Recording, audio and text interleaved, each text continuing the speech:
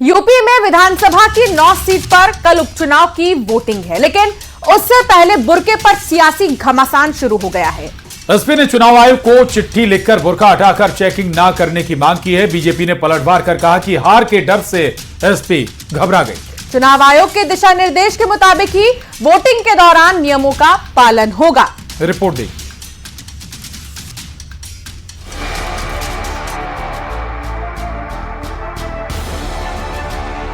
UP में उपचुनाव की वोटिंग शुरू होने से 24 घंटे पहले बुर्का पर सियासत गर्मा गई है। मुस्लिम महिलाओं को लेकर समाजवादी पार्टी ने चुनाव आयोग को चिट्ठी लिखी है, जिसमें उसने लोकसभा 2024 का हवाला दिया है और कहा है कि मुस्लिम महिलाओं की चेकिंग बुर्का हटा कर ना हो। बुर्का हटाकर जांच से मुस्लिम महिला वोटर डर जाते हैं। एसपी ने अपनी चिट्ठी में लिखा है, कोई भी पुलिसकर्मी किसी भी मतदाता की जांच नहीं करेगा। पहचान पत्र की जांच का अधिकार मतदान अधिकारी के पास। 2024 के चुनाव में तैनात पुलिस अधिकारियों ने शक्ति और पद का दुरुपयोग किया। एसपी समर्थकों, खासकर मुस्लिम महिलाओं को डराकर बुर्के उतरवाए।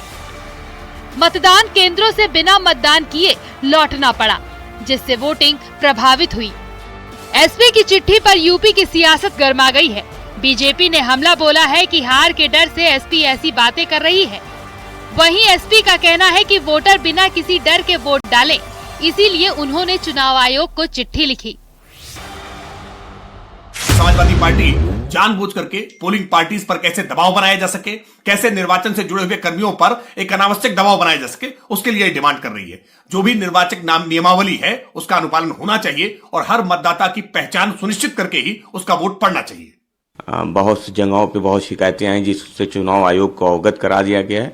और कल जिस दिन मतदान है, मतदान के लिए भी समाजवादी पार्टी ने हेल्पलाइन नंबर जारी किए हैं। कहीं कोई दिक्कत होगी तो समाजवादी पार्टी अपने कार्यकर्ताओं के लिए नंबर जारी किए हैं कि हमें सूचित करें। हम आगे चुनाव आयोग से उस संदर्भ में बात करेंगे। यूपी के डिप्टी सीएम ब्रजेश पाठक का कहना है कि वोटिंग नियम कानून से ही होगी। वोटिंग से पहले वोटर्स की पहचान जरूरी है। संवैधानिक संस्थाओं पर इस प्रकार के प्रश्नवाचक चिन्ह लगाना उनका पुराना सगल रहा है।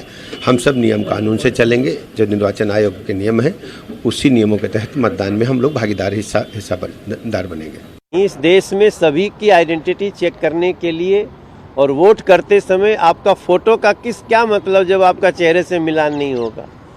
इस तरह की जो हमारी महिला मुस्लिम बहनों को जो पर्दा प्रथा में डालना चाहते हैं, वो समाज के दुश्मन हैं, उनके ऊपर कार्रवाई होनी। बुर्के में वोट डालने को लेकर विवाद बढ़ा तो केंद्रीय मंत्री गिरिराज सिंह ने भी बयान दिया। उन्होंने बीजेपी के पोलिंग एजेंट से कहा कि बुर्के में कोई पहचान छिपाने की कोशिश करे तो उसका डटकर मुकाबला करें।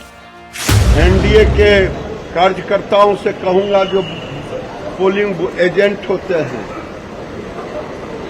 धर्म के नाम पर वोट जिहाद ना करें। बुर्का पहन करके, बुर्का खुलवा करके देखें। अगर बुर्का खोलने का कोई विरोध करे, उसका डट के विरोध करे।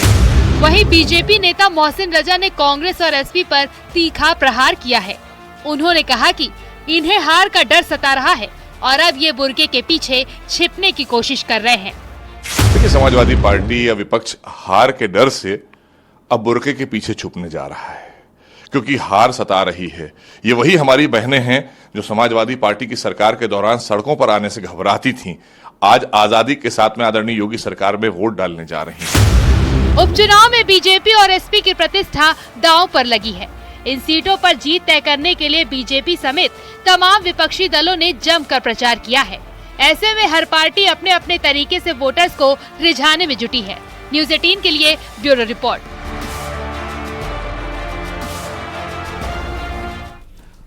और बुर्के पर जारी सियासत के बीच यूपी में कल 9 सीटों पर उपचुनाव की पूरी तैयारी है। ये उपचुनाव तल्ख बयानों को लेकर देश भर में चर्चा में रहा है।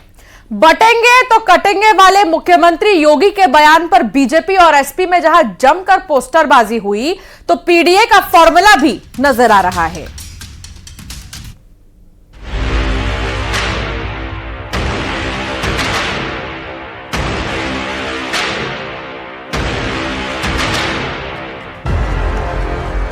बटेंगे नहीं तो किसी माई के लाल की हिम्मत नहीं कर काट सके। बटेंगे तो कटेंगे, ये साधु का काम है, नाक बंद का काम है। अगर ये काम कोई टेररिस्ट बोल सकता है। यूपी में 9 सीट पर बुधवार को वोटिंग होनी है, जिसके लिए चुनाव आयोग की तरफ से पूरी तैयारी कर ली गई है। मीरापुर, कुंदरकी, गाजियाबाद, खैर, करहल, सीसामऊ, फूलपुर, कटहरी और मझवा विधानसभा क्षेत्रों पर मतदान होगा। पोलिंग स्टेशन तक पोलिंग पार्टियां पहुंच गई हैं। यूपी में उपचुनाव के लिए सुबह 7 बजे से ही मतदान शुरू हो जाएगा। शाम 5 बजे के बाद सिर्फ वो लोग ही वोट कर सकेंगे जो मतदान केंद्र के अंदर होंगे। इसके लिए इन 9 निर्वाचन क्षेत्रों में कुल 3718 मतदान केंद्र बनाए गए हैं, जिसमें कुल 90 उम्मीदवारों की किस्मत दांव पर लगी है। इन उपचुनावों में सियासी बयानबाजी भी चरम पर रही। बटेंगे तो कटेंगे वाले सीएम योगी के बयान पर बीजेपी और एसपी में जहां जमकर पोस्टरबाजी हुई, वहीं लोकसभा चुनाव के बाद पीडीए का फॉर्मूला उपचुनाव में भी नजर आ रहा है। ये संविधान हमें समय समय पर शक्ति देता है। ये संविधान में जो हम लोगों ने पीडीए का नारा दिया है, ये हमारा प्रकाश स्तंभ है और संविधान ही हमारी सुरक्षा से लेकर के रक्षा कवच बन करके हमारी रक्षा करने का काम करता है। वहीं बीजेपी का कहना है कि वो जीत के लिए आश्वस्त है। हम 9 सीटों पर जीतने जा रहे हैं। पीडीए नहीं जीतेगा, सबका साथ सबका विकास जीतेगा। श्री अखिलेश यादव जी को चुनाव में हार दिखाई दे रही है, इसके कारण अनर्गल आरोप सरकार पर लगा रहे हैं। कांग्रेस सांसद किशोरीलाल शर्मा का कहना है कि बीजेपी की ओर से समाज को बांटने का नारा दिया जा रहा है, लेकिन कांग्रेस और समाजवादी पार्टी मिलकर संविधान बचाने और देश के लोगों में भाईचारे बचाए रखने की लड़ाई लड़ रहे हैं। इलेक्शन के टाइम पे इनको तमाम तरह के नारे जाए, ये देश का क्या हित करेंगे ये नारे? आप बताओ कि बेरोजगारी के ऊपर आपका क्या नारा है? ठीक है, आप बताओ कि जो महंगाई है इस पे क्या नारा है आपका? उसकी बात नहीं करेंगे ये लोग। मिर्जापुर के मझवा उपचुनाव में विपक्ष की ओर से एक बार फिर ईवीएम विवाद खड़ा कर दिया गया है। वोटिंग से पहले समाजवादी पार्टी ने आरोप लगाया कि स्ट्रांग रूम के पास अलग से ईवीएम रखा हुआ है। हम लोगों को विशेष सूत्रों से ज्ञात हुआ कि जहां पर स्टोरेज बनाया गया है स्ट्रांग रूम, उसके बगल में एक छोटा सा कमरा है। उस कमरे में 36 ईवीएम ऐसे रखे हुए हैं जिसमें पहले से एक पार्टी विशेष के पक्ष में वोटिंग पड़ी हुई है। तो इस मसले को लेकर के हम लोग लिखित रूप से और ईमेल के जरिए निर्वाचन अधिकारी और निर्वाचन आयुक्त दोनों को अवगत कराया कि हमारी यह शंका है और इसका समाधान कराया जाए। उन्नाव पहुंचे कैबिनेट मंत्री सुरेश खन्ना ने कहा कि उपचुनाव में जनता मन बना चुकी है। जनता विकास चाहती है, विपक्ष विकास दे नहीं सकता। अखिलेश यादव विकास नहीं दे सकते। लेकिन जनता मन बना चुकी है, जनता पहले से ही तैयार है। जनता विकास चाहती है, विपक्ष के लोग विकास दे नहीं सकते, अखिलेश विकास दे नहीं सकते। इनको तो 224 एमएलए की बहुत बड़ी थाती मिली थी, तो 224 एमएलए समान नहीं पाए।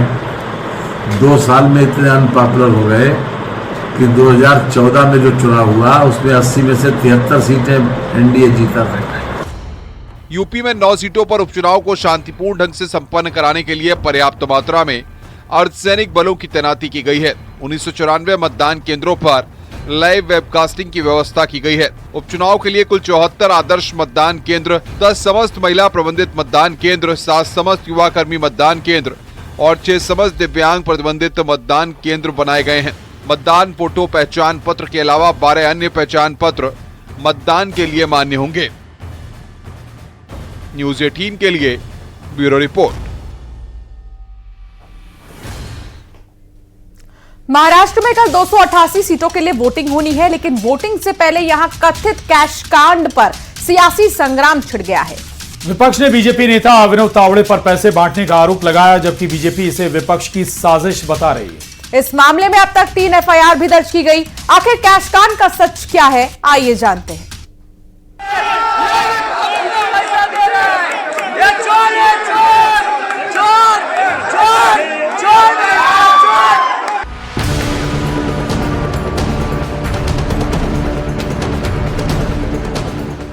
महाराष्ट्र में वोटिंग से पहले कैश कांड पर बवाल मच गया।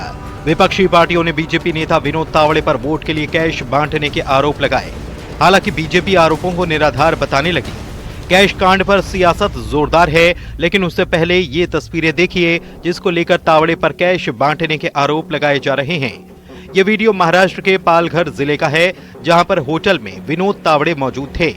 यहां पर बहुजन विकास आघाड़ी पार्टी के कार्यकर्ताओं ने हंगामा किया और तावड़े पर कैश बांटने के आरोप लगाए। कैश कांड को लेकर महाविकास आघाड़ी और महायुति गठबंधन के बीच वार पलटवार शुरू हो चुका है। बहुजन विकास आघाड़ी के नेताओं का आरोप है कि विनोद तावड़े 5 करोड़ रुपए लेकर होटल में पहुंचे थे। उनके साथ नाला सोपारा सीट से बीजेपी उम्मीदवार राजन नाइक और दूसरे कार्यकर्ता भी थे। आरोप है कि होटल में वोटर्स को पैसे बांटे जा रहे थे। हालांकि विनोद तावड़े का कहना है कि वो होटल में पार्टी कार्यकर्ताओं से मतदान की तैयारियों पर बात करने के लिए गए थे। नाला सोपारा विधानसभा चुनाव क्षेत्र में कार्यकर्ताओं की बैठक चल रही थी। वहां पर चुनाव के दिन की जो आचार संहिता होती है कि जो वोटिंग मशीन है उस पर सील कैसे लगना है, सील आखिर में कैसे होना है, ऑब्जेक्शन अगर लेना है तो क्या करना होता है, ऐसी जो हम 12 बातें बताते हैं वो बताने के लिए मैं पहुंच जाता हूँ। सामने वाला जो पार्टी हमारे मित्र पक्ष है, इतन अप्पा ठाकुर जी है या क्षिति है, उनके कार्यकर्ताओं को लगा के हम पैसे बांट रहे हैं। तो चुनाव आयोग उसके इंक्वायरी करे, पुलिस इंक्वायरी करे, सीसीटीवी फुटेज ले ले, तो उसमें वास्तव जो है, मैं तो 40 साल से पार्टी में हूँ। अप्पा ठाकुर मुझे जानते हैं, क्षिति मुझे जानते हैं, सब पार्टी जानती है। तो जो वास्तव है वो सबको पता है और फिर भी चुनाव आयोग ने निष्पक्ष इन्क्वायरी करनी चाहिए, ऐसा मेरा भी आग्रह है। पैसे वाटणारे बोलतात की आम्ही वाटायला आलोय। हजारों की तादाद में कार्यकर्ता जमे हुए हैं, हजारों की तादाद में कार्यकर्ता बाहर जमे हुए हैं। कार्यकर्ता कोई भी कानून हाथ में नहीं लेंगे। विपक्ष का आरोप है कि विनोद तावड़े 5 करोड़ रुपए लेकर होटल पहुंचे, लेकिन जब पुलिस ने मौके पर पहुंचकर तलाशी ली तो सिर्फ 9,53,900 रुपए बरामद किए गए। चुनाव आयोग ने इस मामले में 3 FIR दर्ज कराई हैं, जिनमें 2 FIR में बीजेपी उम्मीदवार राजन नाइक का नाम है, जबकि एक FIR में बहुजन विकास आघाड़ी के नेताओं के भी नाम हैं। एक FIR में विनोद तावड़े का भी नाम है। बीजेपी नेताओं का दावा है कि जिस FIR में विनोद तावड़े का नाम है वो आचार संहिता के उल्लंघन को लेकर है, न कि कैश बांटने के आरोपों को लेकर। अजित पवारांचा नोट जिहाद आहे का? बांटेंगे और जीतेंगे, बांटेंगे, पैसा बांटेंगे और जीतेंगे। पहली बात, सीसीटीवी फुटेज दिखाएं जहां पर कि ऐसी कोई बड़ी चीज दिखाई पड़ रही हो। दूसरी बात, वहां बैठक हो रही थी और सिर्फ भाजपा के कार्यकर्ता थे। और तीसरी बात, यदि वो इस प्रकार का आरोप लगाते हैं तो वो जो आपका आरोप वाली घटना है उस जगह पे, स्थल पे होना चाहिए कि सभा स्थल पे होना चाहिए। तीनों बातें साफ दिखा रहा है कि अपनी पराजय को अवश्यंभावी जानकर अब खिसियाहट और बौखलाहट में, यानी इसे कहा जाए कि हताशा और निराशा में, महाविकास आघाड़ी विक्षिप्तता की सीमा तक पहुंच गई है। दुर्भाग्यपूर्ण बात है, सुप्रीम कोर्ट को सो ऑटो कॉग्निशन देना चाहिए और इसकी पूरी तरह से सुप्रीम कोर्ट मॉनिटर जांच होनी चाहिए। वोटिंग से पहले कथित कैश कांड पर महाराष्ट्र में सियासत उबाल मार रही है। विपक्ष कैश बांटने के आरोप लगा रहा है तो बीजेपी कह रही है विपक्ष हार के डर से साजिश रच रहा है। Bureau report, news 18।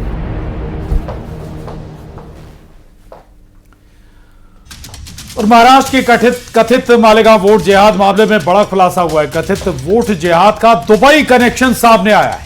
बीजेपी नेता किरीट सोमैया का दावा है कि वोट जिहाद के मास्टरमाइंड सिराज अहमद के दुबई में 5 अकाउंट थे, जिनके करीब 100 करोड़ के ट्रांजैक्शन भारत के बैंक के अकाउंट्स में किए गए और मालेगांव में करीब 252 करोड़ रुपए लाए।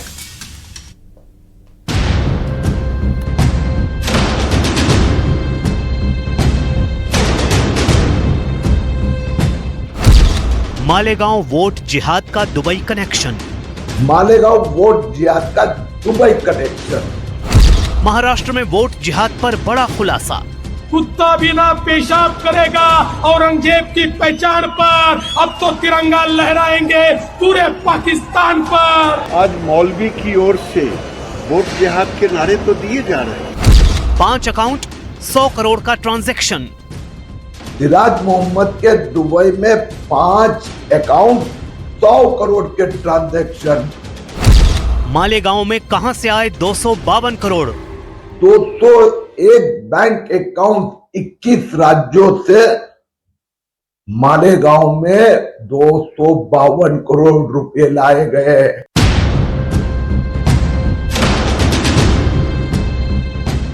महाराष्ट्र की 288 विधानसभा सीटों पर कुछ घंटों बाद वोटिंग होनी है, लेकिन इससे पहले कथित मालेगांव वोट जिहाद को लेकर बड़ा खुलासा हुआ है।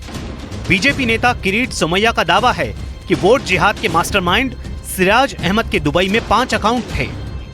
100 करोड़ के ट्रांजैक्शन, देश भर के 201 बैंक अकाउंट 21 राज्यों से मालेगांव में 252 करोड़ रुपए लाए गए।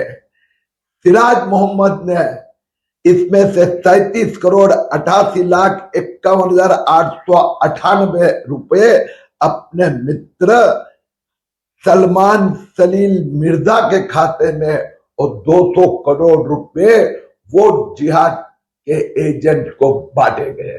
किरीट सोमैया ने 7 नवंबर को मालेगांव छावनी पुलिस स्टेशन में एफआईआर दर्ज कराई थी। इसके बाद इस मामले की जांच शुरू की गई और मालेगांव पुलिस ने मास्टरमाइंड सिराज अहमद समेत एक और आरोपी को गिरफ्तार किया है। वहीं ईडी ने पीएमएलए एक्ट के तहत इस मामले में महाराष्ट्र के मालेगांव, नासिक और मुंबई समेत गुजरात के अहमदाबाद और सूरत में 23 ठिकानों पर छापेमारी की है। आरोप है कि सिराज अहमद की व्यक्ति ने इन सभी युवकों को नौकरी का लालच देकर इनसे कागजात मंगवाए और उनके जरिए 12 फर्जी बैंक खाते खुलवाए। इन युवकों में से एक जयेश ने जब अपने खाते को चेक किया तो उसे पता चला कि उसके खाते में 14 करोड़ रुपए से अधिक का लेन देन हुआ है, जिसके बाद उसने पहले बैंक को शिकायत की और जब बैंक ने कोई कार्यवाही नहीं की तो उसने थाने में केस दर्ज करा दिया। वोट जिहाद करता हे त्या उलेमांचे तलवे चाटतायत आणि या ठिकाणी सांगतायत दंगेखोरांना आम्ही सोडून देऊ। जर या ठिकाणी वोट जिहाद होणार असेल तर माझं तुम्हाला आव्हान आहे, आता मतांचं धर्मयुद्ध हे आपल्याला देखील लढावं लागेल। आता एक राहिलो तर सेफ रहो, अगर एक है तो सेफ है। हमारे वोट जिहाद कल तक लव जिहाद था। मोदी जी जरा बताइए वोट जिहाद का डेफिनेशन क्या है? अमित शाह बताओ वोट जिहाद का डेफिनेशन क्या है? तुम अयोध्या में हार गए, कैसे हारे? बीजेपी ने मालेगांव में वोट जिहाद के जो आरोप लगाए थे, आंकड़े भी उसकी गवाही देते हैं। उदाहरण के लिए महाराष्ट्र की 6 विधानसभा सीटों वाली भुले लोकसभा सीट पर 5 विधानसभा सीटों पर बीजेपी उम्मीदवार कांग्रेस उम्मीदवार से आगे रहा, लेकिन सिर्फ एक विधानसभा सीट मालेगांव सेंट्रल पर कांग्रेस को एक तरफा इतने वोट पड़े कि धुले लोकसभा सीट बीजेपी 3,831 वोटों से हार गई। पीएम मोदी के एक हैं तो सेफ हैं नारे पर छिड़ी सियासी जंग में अब संत समाज की भी एंट्री हो गई है। संत समाज खुलकर इस नारे के समर्थन में आ गया है। महाराष्ट्र चुनाव में बीजेपी वोट जिहाद का आरोप लगा रही है, जिसके बाद अब संत समाज ने हिंदुओं से एकजुट होकर वोट करने की अपील की है। चुनावी माहौल में हिंदुत्व वाले एजेंडे की गूंज सुनाई दे रही है। मुल्ले मौलवी मदरसा लगातार ये प्रयास कर रही है कि हिंदुत्ववादी विचारधारा के लोग चुनाव न जीतें। मैं भी अपने हिंदू समाज से ये अपील करना चाहूंगा कि आप लोग भी एकजुट होकर हमारे हिंदू समर्थक जो दल हैं उनको वोट दें। वोट जिहाद के खिलाफ सनातनी एकजुटता। एक हैं तो सेफ है के समर्थन में संत समाज। चुनावी माहौल में हिंदुत्व वाले एजेंडे की गूंज। देश का सियासी फिजाओं में इस वक्त ध्रुवीकरण ऐसी धुरी बन चुकी है जिसके इर्द गिर्द चुनावी राजनीति घूम रही है। अभी तक पीएम मोदी के नारे एक है तो सेफ है की चर्चा और विरोध सिर्फ राजनीतिक गलियारों में हो रही थी। एक है तो लेकिन अब इस नारे की गर्माहट संत समाज तक पहुंच गई है। हनुमानगढ़ी के संत राजू दास और धर्म रक्षा संघ के राष्ट्रीय अध्यक्ष सौरभ गौड़ ने एक हैं तो सेफ हैं का खुलकर समर्थन किया है। पूज्य कुछ धर्मगुरुओं ने भी अपील किया है सनातनियों के पक्ष में वोट करें। उसका एक कारण है सनातनियों का आह्वान करना धर्मगुरुओं का, क्योंकि जिस प्रकार से वहां पर मुल्ले मौलवी मदरसा लगातार ये प्रयास कर रही है कि हिंदुत्ववादी विचारधारा के लोग चुनाव न जीतें, राष्ट्र विरोधी चुनाव जीते, इसके नाते हिंदू धर्मगुरुओं को आगे आना पड़ा है और हिंदू धर्मगुरुओं को भी अपील करना पड़ा है कि सनातनी का ही चुनाव करें। जो वोट जिहाद वाली एक जो मुस्लिम धर्मगुरुओं की तरफ से बात चलाई जा रही है, यह बिल्कुल गलत है कि जिस प्रकार अगर मुस्लिम समाज एकजुट होकर हिंदू विरोध में वोट अपने देता है, तो मैं भी अपने हिंदू समाज से ये अपील करना चाहूंगा कि आप लोग भी एकजुट होकर हमारे हिंदू समर्थक जो दल हैं उनको समर्थन दें। पीएम मोदी के नारे का असर हो हुआ है कि बड़े पैमाने पर संत समाज हिंदुओं से एकजुट होने की अपील कर रहा है। जैसे मुसलमान एक होकर के वोट जिहाद करते हैं, वोट जिहाद उनका होता है, वो अपने ही एक विशेष पार्टी को देते हैं, एक विशेष जाति को देते हैं, तो उसी तरह से हमारे हिंदुओं में भी यह संगठन होना चाहिए कि जो हम एक सनातनी संस्कृति से जुड़े हुए हैं और हमारा सनातन धर्म जिसका उद्धार करे, जो हमारे सनातन धर्म का उत्थान करे, जो हमारे सनातन धर्म को आगे लेकर के आवे, जो हमारे सनातन धर्म के लिए जूझे, उसके लिए हम वोट करें। और इसलिए हमारे यहाँ वोट जिहाद जरूरी है। मैं समस्त सनातनी समाज से अपील करूंगा कि वो भारतीय जनता पार्टी के पक्ष में वोट कर भारत व सनातन समाज एकजुट होकर एक रहेंगे, नेक रहेंगे। इस दौरान हिंदुत्व के एजेंडे को हार देते हुए संत समाज की तरफ से वोट जिहाद को भी टारगेट किया गया और ये अपील की गई कि मौलानाओं के बहकावे में न आए। भारत में मुस्लिम धर्म गुरु अगर गैर हिंदुत्ववादी सरकार के लिए वोट करने की अपील करते हैं, तो हम भी अपने हिंदुओं से अपील करते हैं कि जो सरकार हिंदुत्ववादी सरकार हो, सनातन के लिए कार्य करे, हम भी एकजुट होकर उसी के लिए वोट करें। लोगों से इस पे अपील ये करना है कि इनके भ्रामक बातों पे न जाएं और आपका जो स्वतंत्र है, जो अंदर से है, जो होता है कि हमको प्रतिनिधि चुनना है, उनको आप वोट करें। दरअसल नारों की शोर ने चुनावी जंग को सीधे तौर पर धर्म युद्ध में तब्दील कर दिया है। यही वजह है कि ये मामला सिर्फ सियासत तक नहीं सीमित होकर सनातन संस्कृति की रक्षा तक पहुंच गया है। और खबर असरदार में फिलहाल इतना ही। न्यूज़ 18 के साथ बने रहिए।